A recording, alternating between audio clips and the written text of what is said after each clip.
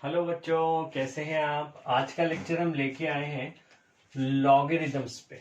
Logarithm, general equations of line, equations of parabola, hyperbola, ellipse, rectangular hyperbola.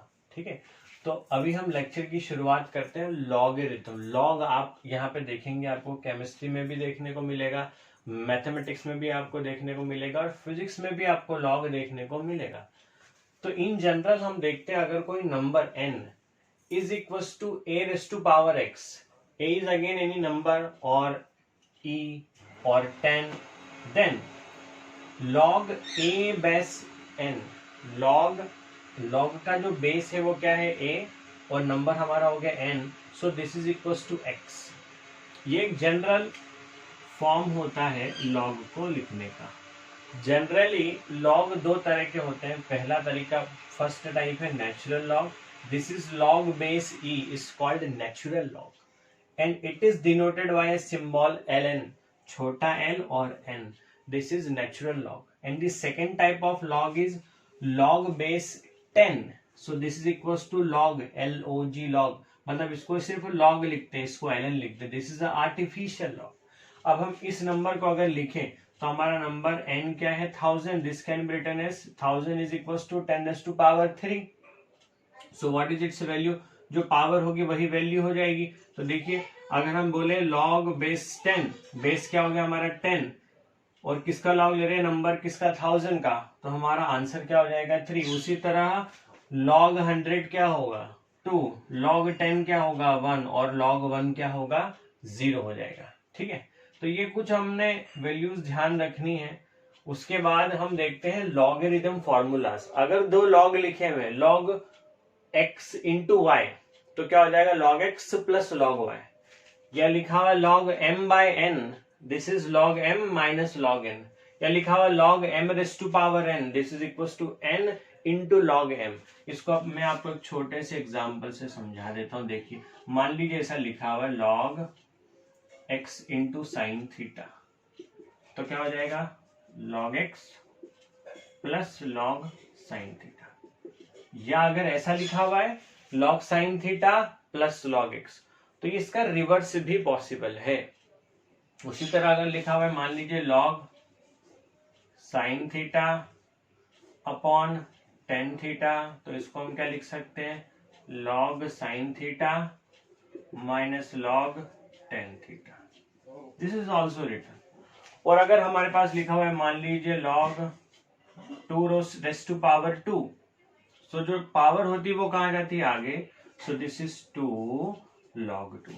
So this is about the log. ये हमारा log हुआ। आगे हम देखते हैं, अब इसको नोट कीजिए, general equations of line. Now we will discuss the general equation of line. General equation of line is y equals to mx plus c। कोई भी लाइन होती है ग्राफ में, लाइन, उसकी जनरल इक्वेशन होती है y equals to mx plus c।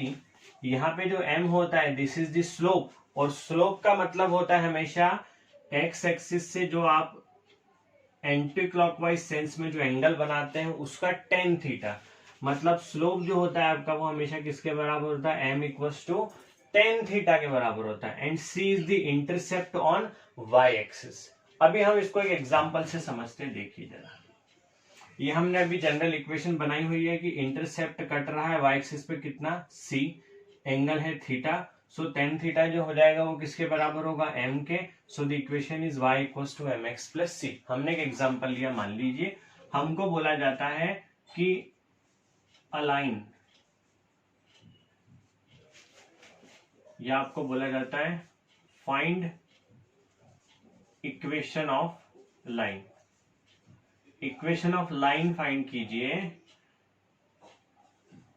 और ये एंगल बता दिया जाता है आपको कितना है, 45 डिग्री का एंगल है, और जो ये कोऑर्डिनेट आपको दिख रहे हैं वो है 0,2, और आपसे बोला जाता है इस लाइन की इक्वेशन लिखिए।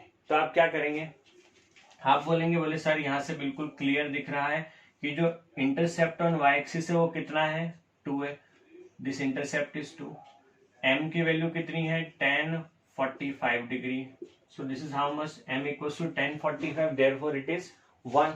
सो the equation is y equals to m is what 1 into x plus 2, so y equals to x plus 2। बात क्लियर है? सो ये जनरल फॉर्म आ गया। m कितना है यहाँ पे 1, बिकॉज जो स्लोप है, स्लोप हमेशा क्या होता है किसी भी लाइन का tan थीटा। स्लोप आप हमेशा ध्यान रखिए, स्लोप होता है tan थीटा। अभी हम डिफरेंशिएशन पढ़ेंगे तो वहां पे भी हमको स्लोप की मदद लेनी, तो स्लोप हमेशा आपको ध्यान रखना है कि स्लोप का मतलब होता है tan थीटा। ठीक है, so y is equals to x plus 2, और 2 क्या है? Intercept on the y axis. अब दूसरा हम इसका थोड़ा सा रिवर्स क्वेश्चन देखते हैं। हमको बोला जाता है कि y इज इक्वल्स टू अगर x माइनस 2 है तो इस इक्वेशन को ग्राफिकली आप बना के दिखाओ। तो कैसे बनाएंगे हम ग्राफिकली, इसको देखिए जरा। हमने कहा ये हमारी y एक्सिस थी, ये y एक्सिस थी, ये x एक्सिस थी। हम बोलेंगे जो हमारी इक्वेशन होगी वो कुछ इस तरह से, जो लाइन बनेगी वो ऐसी बनेगी, बिकॉज जो इंटरसेप्ट ऑन y एक्सिस है वो क्या है? Negative. This is 0, -2 and this angle is 45 degree. क्या बात क्लियर हो रही सबको? वहीं अगर आपको बोल दिया जाता है कि y इज इक्वल्स टू सिर्फ x है, सिंपली बोल दिया जाता है y is equals to x, तो ग्राफ कहां से पास होगा? तो graph will pass from the, that is line will pass from the origin. Origin से पास होगा, कोई इंटरसेप्ट है ही नहीं y एक्सिस के ऊपर। ठीक है, so this is all about the general equations of line. इसके आगे हम देखते हैं पैराबोला को। Now we will discuss about the equations of parabola. Parabola का शेप कैसा होता है? आप हमेशा ध्यान रखिए, पैराबोला का शेप कुछ इस तरह से होता है, like this. This is the shape of parabola. ये पैराबोला हमको पढ़ना क्यों इंपॉर्टेंट है? क्योंकि जब हम चैप्टर नंबर 4 पढ़ेंगे, जहां पे हम देखेंगे मोशन इन प्लेन, तो वहां पे प्रोजेक्टाइल मोशन जो होगा वो पैराबोलिक इन शेप होगा। ठीक है, सो पैराबोला की 4 जनरल इक्वेशंस होती हैं डिपेंडिंग ऑन द सिचुएशन। अगर आपका पैराबोला कुछ इस शेप में है, so the equation is y square equals to kx, where k is a constant. k constant क्या होता है हम आगे देखेंगे, 1 2 3 4 5 जो भी नंबर वहां पे होगा। अब y square equals to kx के लिए ही ये इक्वेशन क्यों है? क्योंकि आप देखिए, अगर यहाँ पे आप x की जो भी वैल्यू रखेंगे, ठीक है, उससे आपको y क्या मिलना, या अपन ऐसे बोल देते हैं, हम इसको दूसरे तरीके से समझते हैं कि अगर यहाँ पे आप y की कोई भी वैल्यू रखोगे, आइदर पॉजिटिव और नेगेटिव, पॉजिटिव रखेंगे तो भी स्क्वायर हो जाएगा, नेगेटिव रखेंगे तो भी स्क्वायर हो जाएगा, तो x हमेशा क्या मिलेगा? पॉजिटिव मिलेगा। सेकेंड इक्वेशन हम देखें यहाँ पे, y square equals to minus kx, मतलब अगर आपका जब पैराबोला कुछ इस तरफ बन रहा है, that is in the left side बन रहा है, माइनस डायरेक्शन में बन रहा है x में, तो हम बोलेंगे y की वैल्यू पॉजिटिव रखो चाहे नेगेटिव रखो, x हमेशा क्या मिलने वाला है आपको? नेगेटिव ही मिलने वाला है। Then in the third one, third में हम देखें यहाँ पे, अगर आपका जो पैराबोला है, पैराबोला वो ऊपर की तरफ है, मतलब y एक्सिस पे, पॉजिटिव y एक्सिस की तरफ है, तो हम यहाँ पे देखेंगे कि आप y की वैल्यू क्या मिलने वाली है आपको? y की वैल्यू हमेशा पॉजिटिव मिलने वाली for any value of x, मतलब x पॉजिटिव हो चाहे x नेगेटिव हो, y is always positive. And in this equation x equals to minus ky। अब आपका जो पैराबोला बन रहा है वो माइनस y डायरेक्शन में बन रहा है, that is for every value of x, either positive और नेगेटिव, ये पॉजिटिव वैल्यू या negative value, y is always negative. So this is all about parabola. आप यहाँ पे पैराबोला के शेप्स को ध्यान रखिए और उनकी इक्वेशंस को ध्यान रखिए। बाकी और इन डिटेल जैसे जैसे आगे हम आते जाएंगे तो हम पैराबोलिक इक्वेशंस को भी डिराइव करेंगे, ट्रेजेक्टरी को पैराबोलिक प्रूव भी करेंगे, आप इसको नोट कीजिए। Now we will discuss about the circle. Circle क्या होता है? सर्कल आपने सबने देखा हुआ है, ये हमारे पास सर्कल है। सर्कल को अगर हम इक्वेशन के फॉर्म में लिखना चाहते हैं, हमने सर्कल को ड्रॉ किया, सर्कल देख रहे हैं हम सेंटर पे आ रहा है, दैट इज ओरिजिन पे आ रहा है, 0,0 पे इसका सेंटर है। इसकी जो रेडियस है वो है a। यहाँ पे देखिए y एक्सिस में 0, है और x एक्सिस में a,0।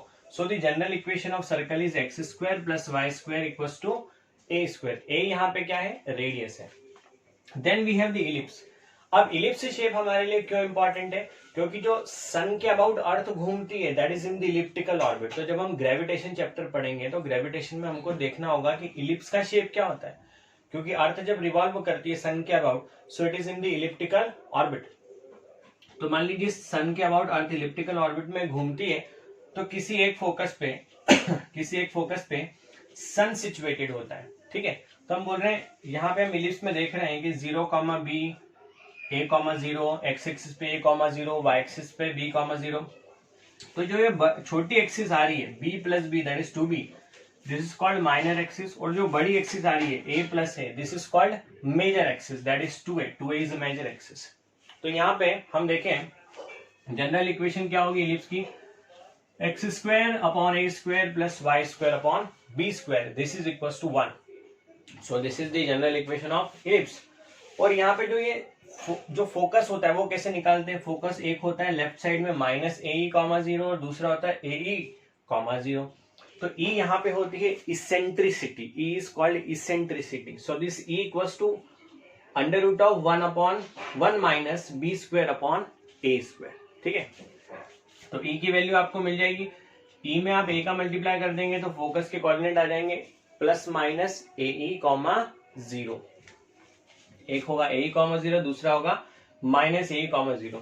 Then area of this ellipse, इस इलिप्स का एरिया क्या होगा, जैसे अगर आप एरिया निकालते सर्कल का तो pi r into r that is pi r square. तो इलिप्स का एरिया होता है pi A into B, pi A into B. एक रेडियस है A, दूसरी रेडियस क्या है B। रेडियस के फॉर्म में समझ लेते सर्कल में, वैसे रेडियस नहीं बोलते हैं इसको, मेजर और माइनर एक्सिस बोलते हैं, ठीक है। तो ये एरिया हो गया। Now we have the hyperbola, ये बहुत कम यूज होता है फिर भी हमको ध्यान होना चाहिए। हाइपरबोला का शेप जो होता है, मान लो आप ऐसा कर लो कि इस इलिप्स को बीच में से काट के उल्टा कर दो, मतलब यहां से काट के इसको ऐसा उल्टा कर दो। So this is called hyperbola. तो हाइपरबोला की इक्वेशन होगी x square upon a square minus y square upon b square that is equal to 1। So this is all about circle, ellipse, hyperbola, parabola हम पहले पढ़ चुके हैं। अब हम देखते हैं यहाँ पे रेक्टेंगुलर हाइपरबोला को। तो रेक्टेंगुलर हाइपरबोला क्या हुआ, देखिए जरा रेक्टेंगुलर हाइपरबोला। कई बार जब हम ग्राफ पढ़ते हैं, ग्राफ फिजिक्स में भी हम ग्राफ देखते हैं, तो वहां पे बोला जाता है कि कोई क्वांटिटी दूसरी क्वांटिटी से इनवर्सली प्रोपोर्शनल होती है। So that is called rectangular hyperbola, rectangular hyperbola. इसकी इक्वेशन बहुत सिंपल होगी, हम बोलेंगे if x is inversely proportional to y और xy equals to constant, so the graph is rectangular hyperbola. मतलब x जो है वो y से इनवर्सली प्रोपोर्शनल है या y जो है वो x से इनवर्सली प्रोपोर्शनल है, तो ग्राफ कुछ ऐसा होता है रेक्टेंगुलर हाइपरबोला के लिए। क्या मतलब हुआ इसका, अगर y बढ़ेगा तो x घटेगा और अगर y घटेगा तो x बढ़ेगा, दोनों एक दूसरे से क्या इनवर्सली प्रोपोर्शनल। यहां आप देखना आप ऐसे जाते हैं, y बढ़ता है तो x कम होता है और इधर x बढ़ता है तो y कम होता है। This is the graph of rectangular hyperbola, और x is inversely proportional to y या y is inversely proportional to x। उसी तरह अगर हम देखें y इक्वल्स टू अगर x क्यूब के लिए हमको ग्राफ बनाना है तो सिंपल, बहुत सिंपल ग्राफ होता है। देखिए जरा ग्राफ का शेप कैसा होगा, ये आप ध्यान रखिए। The shape of the graph is like this, y equals to x cube, ठीक है। अब लास्ट हमारे सिर्फ दो ग्राफ बच रहे हैं, एक साइन थीटा का ग्राफ और कॉस थीटा का ग्राफ, वो भी हम देख लेते हैं साथ में।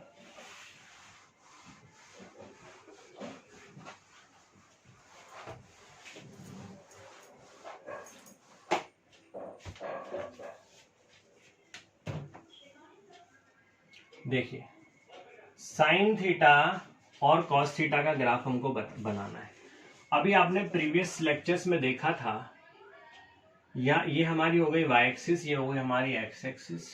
अब हम बोल रहे हैं y एक्सिस पे हमारी जो मैक्सिमम वैल्यू हो सकती है साइन की, वो क्या हो सकती है, +1 और -1। +1 से -1 के बीच में साइन लाई करता है। So the shape of the graph is like this. इन कर्व को बोला जाता है sinusoidal curve, these are called sinusoidal curve. ये हमको जब हम वेव पढ़ेंगे चैप्टर नंबर 15, वहां पे हमको साइनोसोडल कर्व के बारे में पता होना चाहिए कि साइनोसोडल कर्व किसको कहते हैं। तो साइन का ग्राफ कुछ इस तरह से होता है, 0 डिग्री पे 0, 90 डिग्री पे 1, 180 डिग्री पे 0, देन 270 डिग्री पे -1 एंड 360 डिग्री पे अगेन 0। मतलब 360 के बाद ग्राफ अपने आप को क्या करता है, फिर से रिपीट करता है। आगे भी हम देखें तो ग्राफ ऐसा होगा, लाइक दिस। हर 360 डिग्री के बाद ग्राफ या साइन अपनी वैल्यूज को क्या करता है, रिपीट करता है। वही cos थीटा का ग्राफ देखें,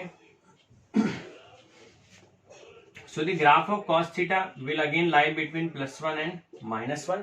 +1 और -1 के बीच में लाई करेगा।